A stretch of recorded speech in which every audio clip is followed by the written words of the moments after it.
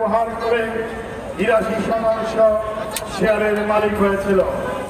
এই শেয়ারগুলো বাংলাদেশ ব্যাংক সেগুলোকে ফ্রিজ করেছিল, অবরুদ্ধ করে রাখা হয়েছে। ইসলামী ব্যাংকের পক্ষ থেকে মামলা করা হয়েছে। এই মামলাটি যখন চূড়ান্ত পরিণতির কাছাকাছি এসে পৌঁছেছে, যখন রায় ঘোষণার কাছাকাছি এসেছে, সেই সময় আমরা দেখতে পেয়েছি ইসলামী ব্যাংকের যিনি আইনজীবী তাকে পরিবর্তন করে দেওয়া হয়েছে। ব্যারিস্টার কাইম সাহেব আইনজীবী ছিলেন, তিনি এই মামলাটাকে পরিচালনা করে রায়ের পর্যায়ে নিয়ে এসেছেন।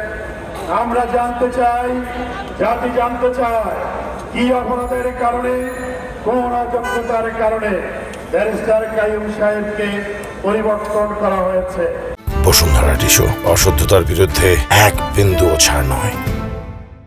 যদি পরিবর্তন করা হয় তাহলে আরো সিনিয়র আইনজীবী দেওয়ার কথা, কিন্তু আমরা দেখতে পেয়েছি একজন জুনিয়র আইনজীবী দেওয়া হয়েছে।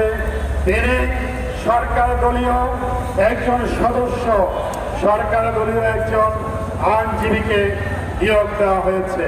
পাশাপাশি আমরা দেখেছি বাংলাদেশ ব্যাংকের পক্ষ থেকে যিনি আইনজীবী ছিলেন তাকেও পরিবর্তন করা হয়েছে এবং সেখানে সরকার দলীয় জেলা পর্যায়ের একজন নেতাকে আইনজীবী হিসেবে নিয়োগ দেওয়া হয়েছে।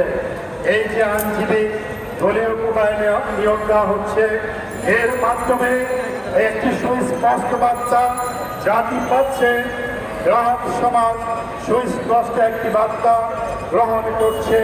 সেটি হলো বেশিবাদী যে আচরণ, সেই আচরণ এই সরকার আবার শুরু করেছে। বিচারের নামে, প্রহসনের মাধ্যমে তারা রায়কে তাদের পক্ষে নেওয়ার জন্য, বিচার বিভাগকে তারা প্রভাবিত করার জন্য চেষ্টা করছে।